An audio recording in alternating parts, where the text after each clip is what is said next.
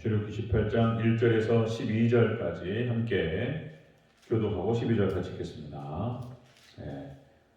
18장 1절 제가 먼저 읽습니다. 모세의 장인이며 미디안 제사장인 이드로가 하나님이 모세에게와 자기 백성 이스라엘에게 하신 일, 곧 여호와께서 이스라엘을 애굽에서 인도하여 내신 모든 일을 들으니라. 모세의 장인 이드로가 모세가 돌려줬던 그의 시끄러워 그의 두 아들을 데리고 왔으니 그 하나의 이름은 게르솜이라.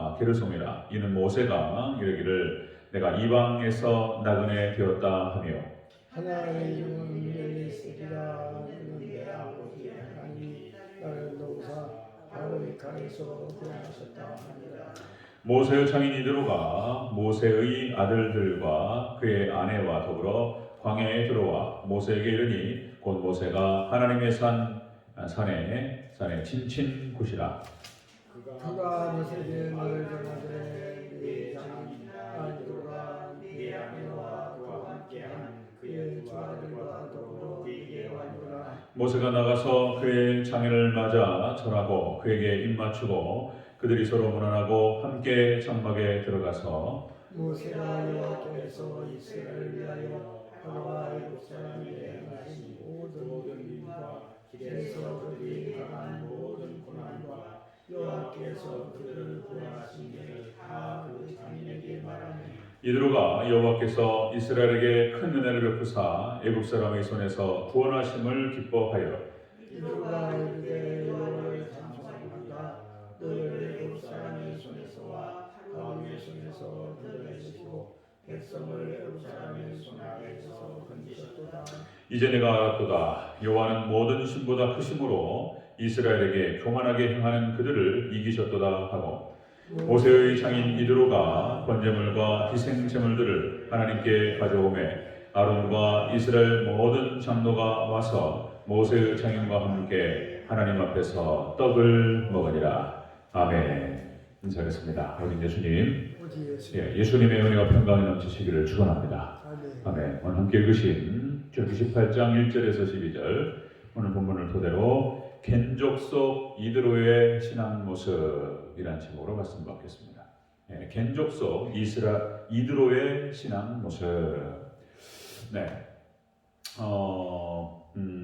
르비딤에서 이스라엘 백성들이 위기를 만나서 또 하나님을 원망하고 모세를 원망하고, 이제 모세에게도 위기였고 그리고 이스라엘에게도 위기였다. 그러나 모세의 어떤 그 부르짖는 기도를 하나님께 들으시고 무리와 반석을 침으로 말미암아서 해결하고 그 위기에서 잘 벗어났는데요. 자, 이렇게 이 르비딤에서의 어떤 그 의심의 때, 이때 출애굽 공동체에 찾아왔던 이런 갈등, 이런 상황에 아말렉이 이스라엘의 후미를 치는 그런 일들이 벌어졌다라고 하는 것입니다.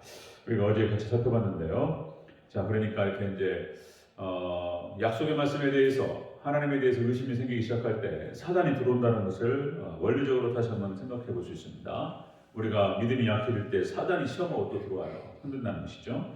자, 그런데 그렇게 이제 그런 과정에서 역시 이제 말씀과 기도, 모세 지팡이와 그리고 하나님께 기도의 손을 통해서 그들을 대적하여 승리를 했던 그런 장면이 어제 우리가 살펴봤던 장면입니다.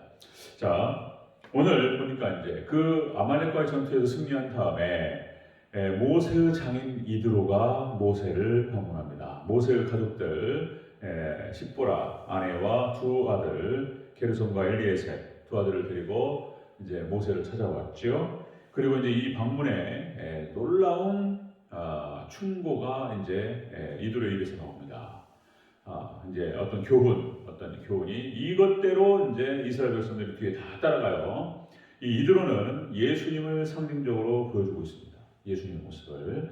자, 먼저 우리가 이제 그것들을 내일 살펴볼 텐데요. 내일 수요일이죠. 이제 목요일 날 살펴볼 텐데, 오늘은 이제 이드로가 어떤 신앙의 사람이었는지, 겐족 속에 어떤 사람들인지 잠시만 같이 한번 살펴보도록 하겠습니다.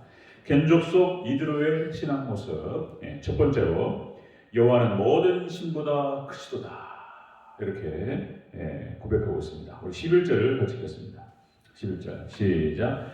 이제 내가 알았도다. 여호와는 모든 신보다 크심으로 이스라엘에게 교만하게 행하는 그들을 이기셨도다 하고. 아멘. 여호와는 모든 신보다 크신 하나님이시다. 이렇게 이제 고백하며 선포하는 그런 장면이죠. 자, 겐주소 이들의 신앙 모습은, 신앙은 어떤 신앙이냐면, 자, 하나님의 절대 신앙을 갖고 있었습니다. 하나님 절대 신앙. 하나님 절대 신앙. 사사기 1장 16절에 이런 기록이 있습니다. 사사기 1장 16절. 모세의 장인은 겐 사람이라. 자, 그 자손이 유다 자손과 함께 종려나무 성읍에서 그 백성 중에 거하니라. 이 겐 족속들은 신비로운 족속들입니다. 성경에 이제 구약성경에 쭉 나타나는데 신비의 족속이에요. 이 사람들은 숨겨진 사람들입니다. 숨겨진 사람들이고 신비로운 그런 사람들이고, 그런데 굉장히 중요한 사람들입니다. 이 사람들이 이름이 여러 가지로 기록되어 있어서 이렇게 숨겨져 있어요. 정확하게 드러나지 않는데 이 겐족속 이 사람들은 먼저 이제 겐족속이라는 표현을 쓰죠. 그 다음에 이제 레갑족속이라는 표현도 씁니다. 그리고 가나안 땅에서 함께 살았어요. 아브라함과 이삭과 야곱과. 그래서 가나안 사람, 가나안 족속이라는 표현도 씁니다. 이 사람들. 그런데 또 미디안 족속이라는 표현도 써요. 그러니까 이 사람들이 누구냐 말이에요. 숨겨진 사람들이고 신비 족속들입니다. 자, 여러분들 창세기 12장 6절에서 이런 기록이 있어요. 아브라함이 그 땅을 통과하여 세겜 땅 모래 상수리 나무에 이르니 그때 가나안 사람이 그 땅에 거하였더라. 이 상수리 나무는 여러분들 그 겐족속들이 반드시 상수리 나무 아래에 장막을 칩니다. 이 상수리 나무가 있으면은 거기에는 겐족속이 있다고 보는 거예요. 거의 그렇습니다. 벗어나지 않아요. 자, 그런데 이제 아브라함이 가나안 땅에 들어가 장막을 쳤을 때에 상수리 나무에 겐족속들과 함께했다는 거예요. 그러니까 이제 이들과 접붙임을 통해서 신앙에서 이깁니다. 겐족속, 신비로운 족속이에요. 자, 그 다음에 출애굽기 3장 1절에서 보니까 자, 미디안 사람이라는 표현이 나와요. 모세가 그 장인 미디안 제사장 이드로의 양머리를 치더니, 그러니까 이드로가 미디안 사람이라는 표현을 써요. 겐족속, 사사기 1장 16절에서는 겐족속이라는 표현을 쓰고, 그리고 출애굽기 3장 1절에서는 미디안 사람이라는 표현을 한단 말이죠. 그리고 이 사람들이 어떤 사람들인가 이렇게 왔다 갔다 하면서 이 사람들이 이제 아주 신비로운 그런 사람들이 됩니다. 자, 이 겐족속의 특징이 그렇습니다. 특징은 그전에 한번 제가 말씀을 드렸지만 광야에서 광야 황무지에서 거하는 사람들입니다. 이 겐족속. 이 사람들은 철저한 경건 생활을 합니다. 철저한 경건 생활. 에레미야서 35장 8절에 이런 기록이 있어요. 자, 우리와 우리 아내와 자녀가 평생에 포도주를 마시지 아니하며. 이 사람들은 포도주를 입에 대지 않습니다. 그리고 자녀를 낳는 것 외에는 성생활을 하지 않습니다. 이 사람들은 유목민들이고 나그네 생활을 합니다. 이 사람들은 정착을 하지 않습니다. 나그네 삶을 살고, 그리고 이 사람들은 싸우지 않습니다. 싸우지 않아요. 피해 다닙니다. 항상 국경 지방에 있으면서 여기서 때리면 일로 넘어가고 저기서 때리면 일로 넘어가고, 이렇게 싸우지 않는 사람들이고요. 평화를 사랑하는 족속들이고, 그리고 고난받는 족속들입니다. 그리고 놀랍게 이 사람들은 이스라엘 속에 남은 자 신앙을 이끌었던 사람들입니다. 이 사람들이 아까 말씀드렸듯이 철저히 이 사람들은 하나님 중심의 사람들이고요. 여호와 신앙을 가지고 있습니다. 자, 일단 모세가 겐족속 이들과 함께 가족이 되는 거예요. 그리고 40년 동안 왕자로서 가지고 있었던 수많은 어떤 교만함이라든지 여러 죄악된 것들을 싹 빼버려요. 하나님께서 40년 걸렸습니다. 이 사람의 어떤 모든 교만과 모든 그러니까 왕자병이 있겠죠. 왕자죠, 왕자. 그러니까 이 모든 것들, 인간적인 어떤 죄악된 것들을 싹 빼는데 40년 걸려요. 여기서 이제 역할했던 사람이 바로 이 겐족속 이 가족들이었던 거예요. 자, 그리고 아브라함도 마찬가지입니다. 아까 읽었던 우리가 창세기 12장 5절, 6절, 7절 이런 기록이 나와요.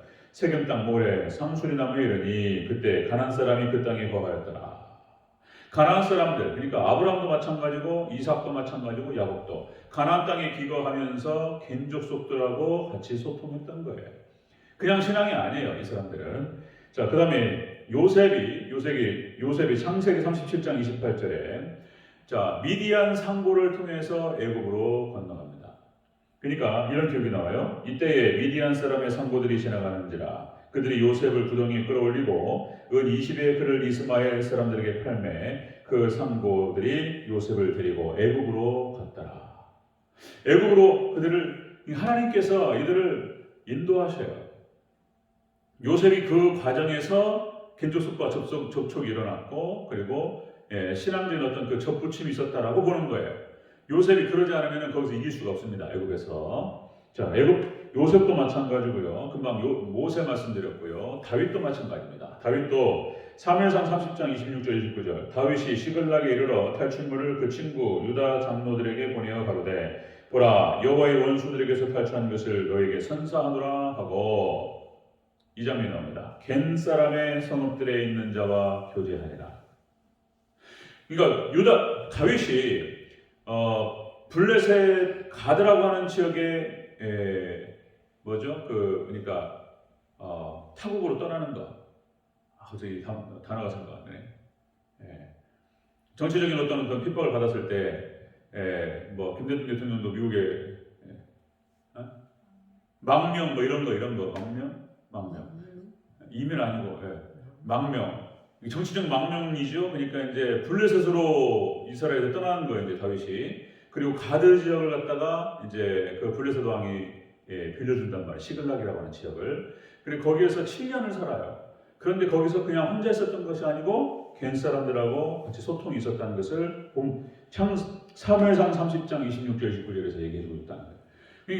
그리고 또 한번 말씀드렸듯이 성경이 정확한 기록은 나오지 않지만 다윗의 엄마가 겐족속은 아니었을까라고 추측해보는 거예요.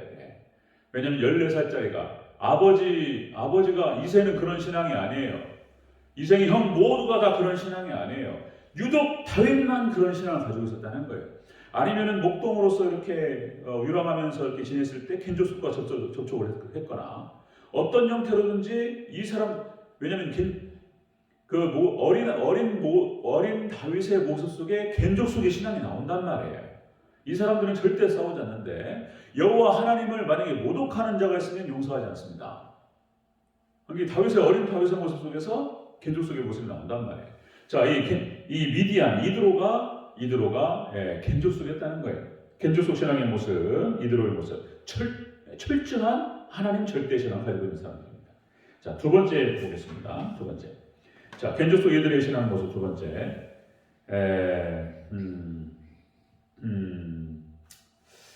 이스라엘 백성들을 애굽에서 건지신 것을 감사하고 있습니다. 우리 10절을 같이 읽겠습니다. 10절 시작. 이드로가 이르되 여호와를 찬송하리로다. 너희를 애굽 사람의 손에서와 바로의 손에서 건지시고 백성을 애굽 사람의 손 아래에서 건지셨도다. 아멘.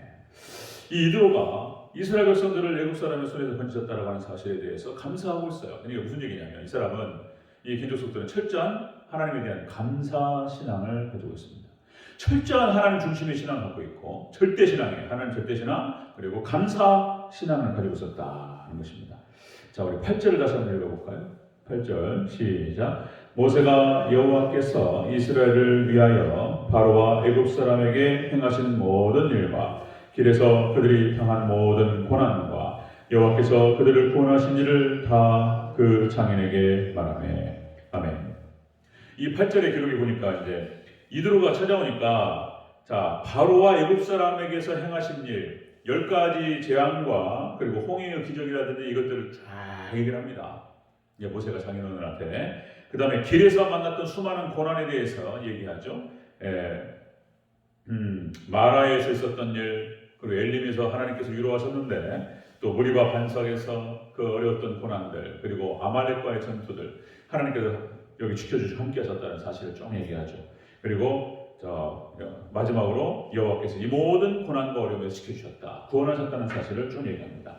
그랬더니 이 얘기를 쭉 들으면서 역시 하나님께서 모세를 너를 지켜주시고 자네를 지켜주시고 그리고 이스라엘을 지켜주셨다라고 하는 사실에 대해서 하나님께 감사하고 찬양하는 그런 장면이 나옵니다. 자, 역대상 16장 34절의 말씀. 이 표현이 중요한 표현이에요. 여호와께 감사하라. 그는 선하시며 그 인자하심이 영원하미로다. 여호와께 감사하라. 그는 선하시며 그 인자하심이 영원하미로다.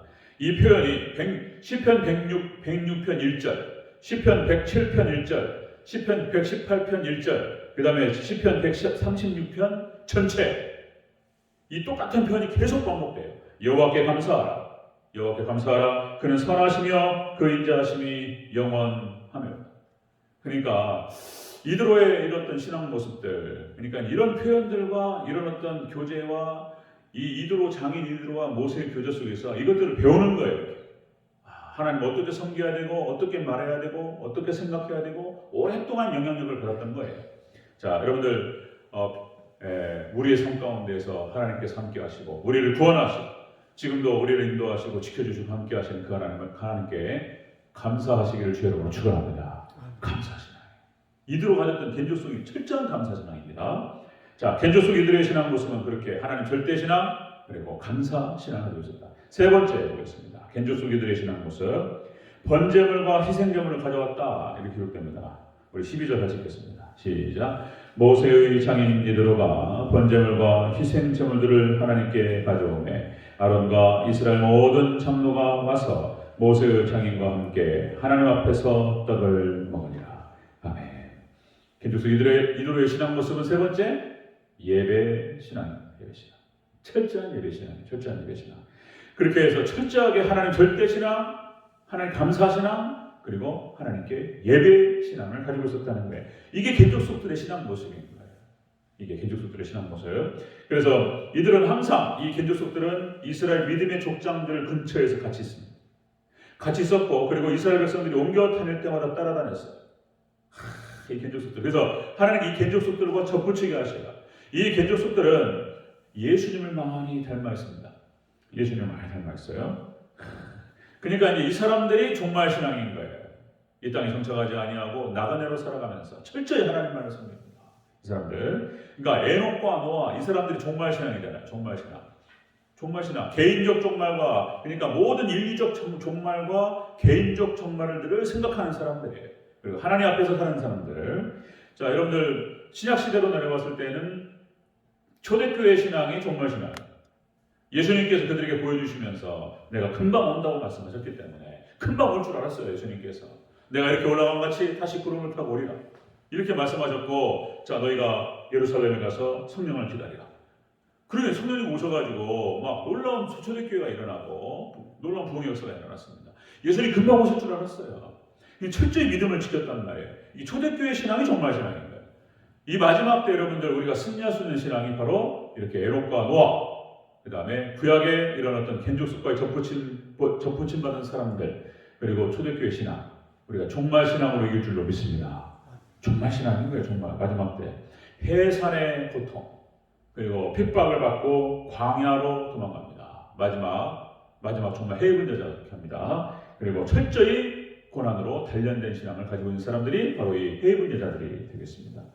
자, 이렇게 겐족속 이들의 신앙 모습은 이렇게 우리가 어떤 신앙으로 승리할 수 있을 것인가에 대해서 힌트를 보여주고 있습니다. 철저한 하나님 절대 신앙, 그리고 감사 신앙, 그리고 오직 예배 신앙. 이거 세 가지 붙들고 나가는 거예요.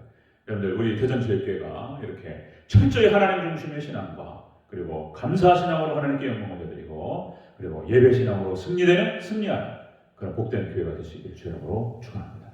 아멘. 기도하겠습니다.